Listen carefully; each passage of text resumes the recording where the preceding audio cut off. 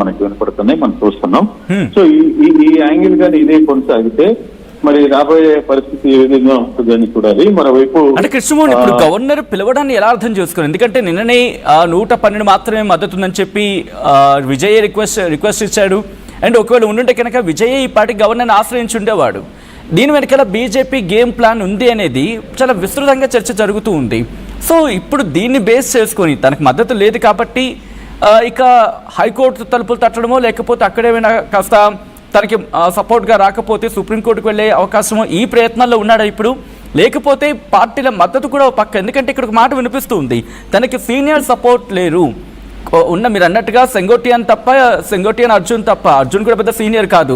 నిన్న మీరు కూడా అన్నారు సెంగోటియన్ మినహా ఇంకెవరు అక్కడ సపోర్ట్గా కనిపించట్లేదు. So what is gonna B happen అనేది అంటే ఏం జరగచ్చు ఇప్పుడు అక్కడ?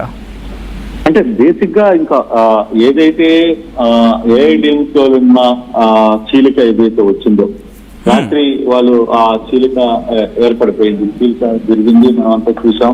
ఆ చీలిక సందర్భంగా కొందరు ఎమ్మెల్యేలు షణ్ముగం నేతృత్వంలో దాదాపుగా 20 మంది ఎమ్మెల్యేలు అక్కడి నుంచి వెళ్ళిపోవడం మనం చూసాం.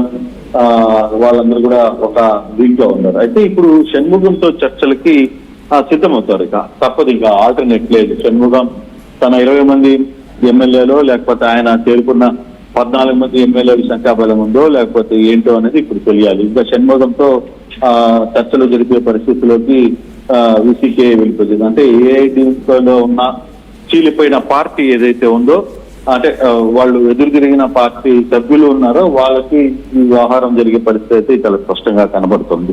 అయితే ఇది ఎంతవరకు వర్కౌట్ అవుతుంది? బహుశా అది ఈ రోజు రేపటి లోపల క్లోజ్ చేసుకోవాల్సిన పరిస్థితి అయితే చాలా స్పష్టంగా కనపడుతుంది. లేకపోతే కొన్ని ఇబ్బందులు వచ్చే పరిస్థితి కనపడుతుంది. అందుకే వాళ్ళ టీవీకి టీం హైకోర్టు కూడా ఆశ్రయించబోతుంది అనేది కూడా చాలా స్పష్టంగా మనకి తెలుస్తున్నాయి. సో ఇటువంటి సందర్భాలు ఉన్నప్పుడు డెఫినెట్ గా గవర్నర్ వ్యవహరిస్తున్న తీరు మీద మాత్రం తమిళనాడు మొత్తం కూడా కొంత విమర్శలు దారితీస్తున్న పరిస్థితి అయితే చాలా స్పష్టంగా కనపడుతుంది. ఇతను కేవలం బీజేపీ ఆడించిన లైన్ లోనే ఆడుతున్నాడు, బీజేపీ చెప్పిన ప్రకారమే నడిచే ప్రయత్నం చేస్తున్నాడు అనేది చాలా క్లియర్ గా తెలుస్తుంది. సో ఫైనల్ గా ఈ ఇష్యూ కొంత సీరియస్ గా నడిచే పరిస్థితి కనపడుతుంది. మరి విజయ్ తన వాస్తవం ఇప్పుడు జరుగుతున్న పరిస్థితిని ఏ విధంగా రియాక్ట్ అవుతాడు? ఆయన కోర్టుకు మెట్లు ఎక్కుతాడా? లేదు ఇంకొకటి కూడా వినపడుతుంది, తమిళనాడులో తన నిరసన వ్యక్తం చేయడానికి విజయ్ రేపు పురవీధుల్లోకి నడుచుకుంటా వెళ్తాడు, పాదయాత్ర చేయబోతున్నాడు అని ఒక చర్చ కూడా జరుగుతుంది. చాలా ఇంట్రెస్టింగ్ థింగ్ నిజంగానే. ఇది పాదయాత్ర కానీ రోడ్ల మీద చూస్తే అక్కడ కంప్లీట్ గా ఇష్యూ తలెత్తే ప్రమాదం ఉంది. సో అటువంటి టైంలో మరి గవర్నర్ నిర్ణయం ఏ విధంగా తీసుకుంటుందని చూడాలి. అయితే మరోవైపు గవర్నర్ ఈ రోజు ఒక అఫీషియల్ లేఖను కూడా విడుదల చేసింది. సో ఈ ఎన్ని ఆస్పెక్ట్స్ లో ఈ సాయంత్రం ఎటువంటి ఇష్యూస్ ఉంటాయనేది కూడా మనం ఒకసారి చూసుకోవాల్సిన పరిస్థితి చాలా స్పష్టంగా కనపడుతుంది. Manoj right Krishnamohan, thanks for the update. మొత్తంగా అయితే మాత్రం విజయ్కి సంబంధించి ఈక్వేషన్స్ మారిపోతూ ఉన్నాయి.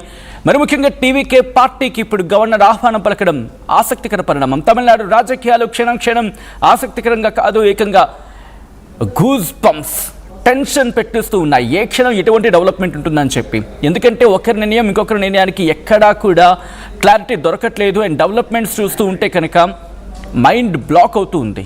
ఎందుకంటే ఫస్ట్ టైం గవర్నర్ కార్యాలయం నుంచి అఫీషియల్ ప్రకటన వచ్చింది. విజయ్ను లోక్ భవన్కు ఆహ్వానించారు గవర్నర్. ప్రభుత్వ ఏర్పాటుకు అవసరమైన మెజారిటీతో తిరిగి రావాలంటూ కోరారాయన.